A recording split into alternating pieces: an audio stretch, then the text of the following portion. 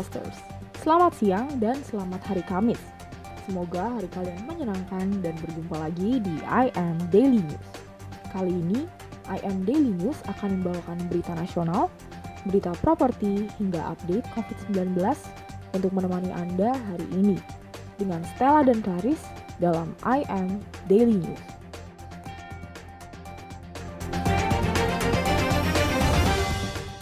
Densus 88 anti teror menangkap mantan petinggi Ormas Front Pembela Islam, Munarman.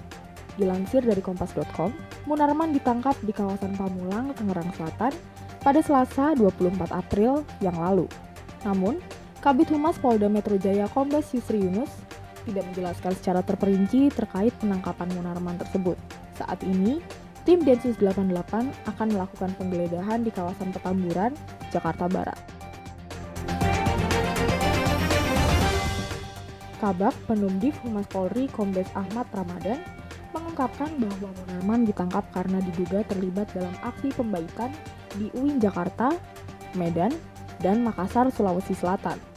Baiat itu juga diduga terkait menggalang dukungan simpatisan ISIS di Indonesia. Ahmad menuturkan bahwa saat ini Munarman dibawa aparat kepolisian ke Mapolda Metro Jaya untuk diproses.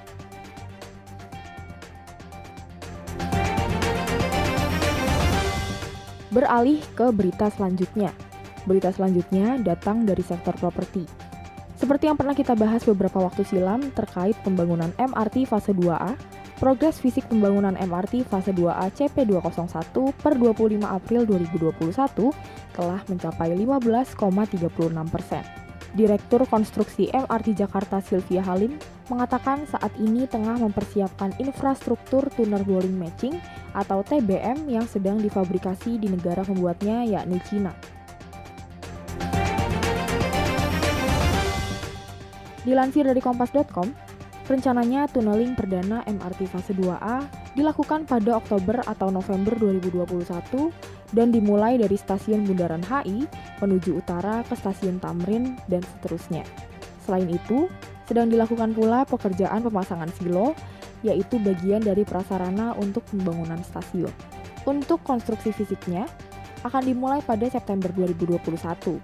Sementara saat ini sedang dilaksanakan soil investigation guna mengecek kondisi tanah sehingga tercapai kondisi matang sebelum konstruksi dimulai. Untuk berita selanjutnya akan dibawakan oleh rekan saya Clarice dalam IM International News.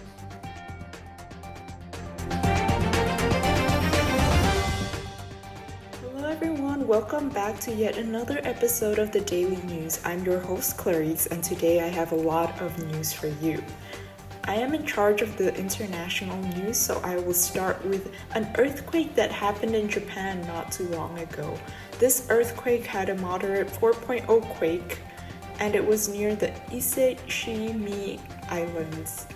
Japan's National Research Institute for Earth Science and Disaster Resilience reported a magnitude 4.0 quake in Japan near Ise. According to preliminary calculations, we don't expect that the quake was felt by many people and did not cause any damage, thankfully.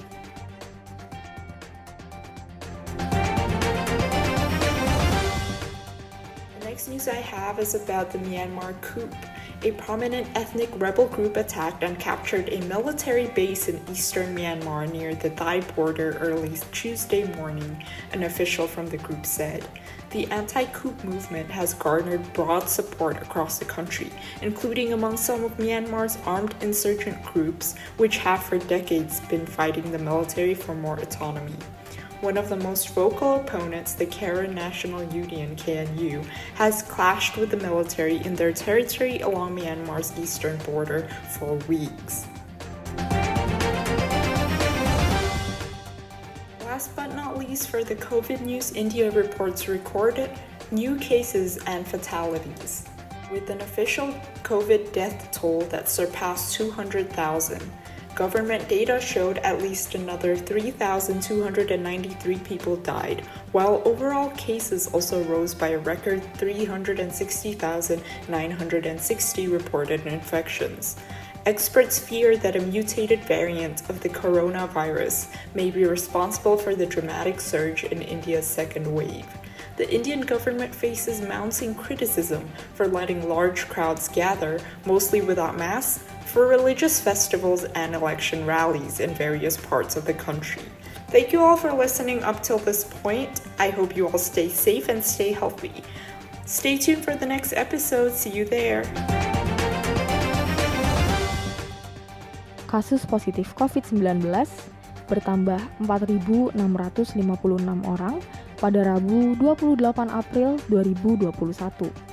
Dengan demikian, total kasus positif di Indonesia secara kumulatif mencapai 1.641.194 kasus. Berdasarkan data dari covid19.go.id, dari jumlah tersebut sebanyak 4.884 orang sembuh per hari ini, sehingga secara akumulatif 1.506.599 orang telah dinyatakan sembuh. Sementara itu, kasus aktif atau pasien yang masih dalam perawatan maupun isolasi mandiri sebanyak 100.256 orang. Jumlah ini berkurang 396 orang dari data sehari sebelumnya. Sehingga, jika diakumulasikan, kasus aktif di Indonesia saat ini hanya tersisa 6,1% dan sebanyak 91,2% orang telah sembuh dari total kasus keseluruhan. Tentunya jumlah tersebut harus perlu ditingkatkan lagi sehingga penyebaran COVID-19 di Indonesia semakin bisa diminimalisasi. Pemerintah juga terus mengingatkan agar masyarakat turut membantu menekan kasus positif corona dengan melakukan langkah pencegahan penularan COVID-19 dengan mematuhi protokol kesehatan.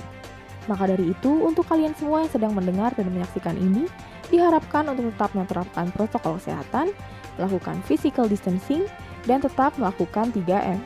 Mencuci tangan, menjaga jarak, dan memakai masker.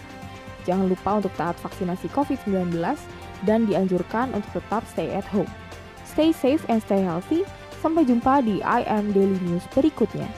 Salam I Am Community, I Am Smart, I Am Capable.